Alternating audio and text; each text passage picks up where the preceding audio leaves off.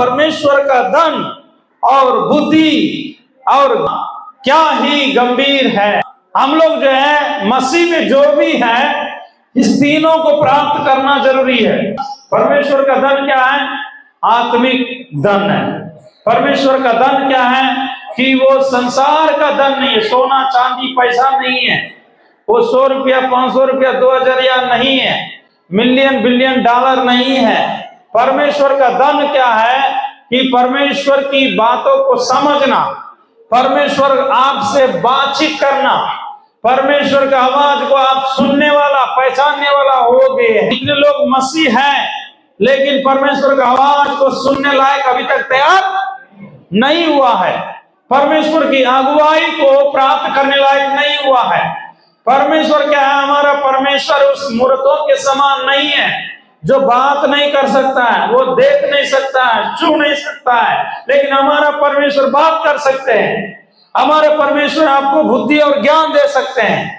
वही भजन संहिता 32:8 में लिखा है, मेरा कृपा दृष्टि तुझ पर रहेगा और जिस मार्ग में तुम्हें चलना चाहिए उस मार्ग को मैं दिखाऊंगा। वो आपसे बातचीत करेगा। उसका आवाज सुनने के लिए क्या आप बैठते हैं? उसका आवाज सुनने के लिए क्या आप समय देते हैं? उसका आवाज सुनने के लिए क्या आप एकांत में अकेला में बैठते हैं, इंतजार करते हैं?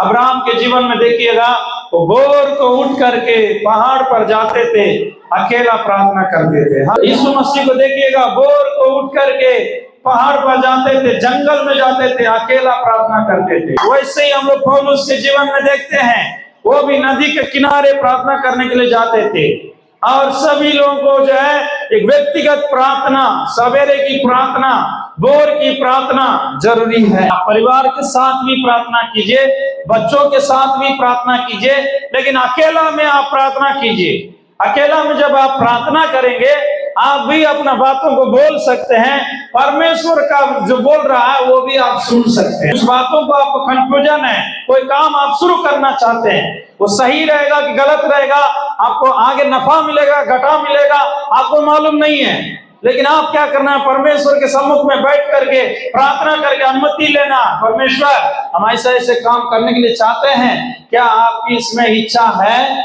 कि नहीं है? आपको मौका मिल रहा है, सुविधा मिल रहा है, तुरंत पैसा है, करके कुछ ना कुछ करना नहीं है। मसीह लोग जो है हमेशा कुछ भी काम करेंगे, परमेश्वर का अनुमति ले करके काम करना है। परमेश्वर हम लोगों से बातचीत करेगा, परमेश्वर हम लोग को अगुवाई करेगा। परमेश्वर हमारा परमेश्वर गूंगा नहीं है, वो बहरा नहीं है जो सुन नहीं सकता, वो गूंगा नहीं है जो बोल नहीं सकता है, लेकिन हम लोग को बोलेगा।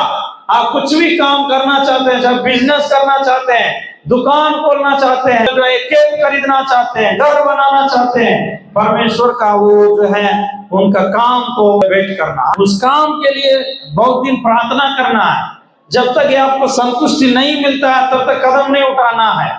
मेरा मौसी बोलती थी कि जब वो घर को, अभी किराया घर में रहती है, किसी घर को छोड़ करके खाली करके दूसरे घर में जाना है, उसके लिए भी प्रार्थना करती है। जब तक उसको परमेश्वर से वचन नहीं मिलता है तब तक वो खाली नहीं करती। कई बार परमेश्वर का आवाज को सुने बिना कुछ ना कुछ कर करके पछताते हैं और कुछ ना कुछ कर करके दिक्कत उठा रहे हैं, लेकिन हम मसीह लोगों को क्या सिद्ध बनना है। सिद्ध बनने का मतलब क्या है? परमेश्वर की आवाज को सुनने के लिए प्रतिदिन बैठना है। प्रतिदिन अकेला प्रार्थना जरूरी है, आपको व्यक्तिगत प्रार्थना जरूरी है। किसी भी टाइम आप चुन लीजिए, विशेष करके भोर को रहेगा तो अच्छा रहेगा। यदि भोर को नहीं हो रहा है तो किसी भी टाइम आप एक दिन में कम से कम 1 घंटा भी बपतिस्मा लिए हुए लोग अकेला प्रार्थना करना जरूरी है। आप पहले जब ऐसा रेगुलर प्रार्थना करने वाला है उसके जीवन में फेलियर नहीं है। छोटा मोटा काम भी करेंगे, अब एक बकरियां पोस रहे हैं या मान चले गाय पोस रहे हैं या आप खेती कर रहे हैं, चाहे आप दुकान खोले हैं, उसमें परमेश्वर आपको अगला लेवल में लेके जाएगा। कोई परमेश्वर का धन है। परमेश्वर का धन मतलब क्या है? उसका अगुवाई, उसका प्रकाशन, उसका जो है डायरेक्शन, उसका जो है आशीष। और जब आपको मिल जाता है, आप जो भी काम करेंगे उसमें सफल होंगे। आपको बेइज्जती होना नहीं पड़ेगा, कोई कष्ट में आपको ऐसे मतलब डूबना नहीं पड़ेगा, गिरना नहीं पड़ेगा। परमेश्वर आपको जो है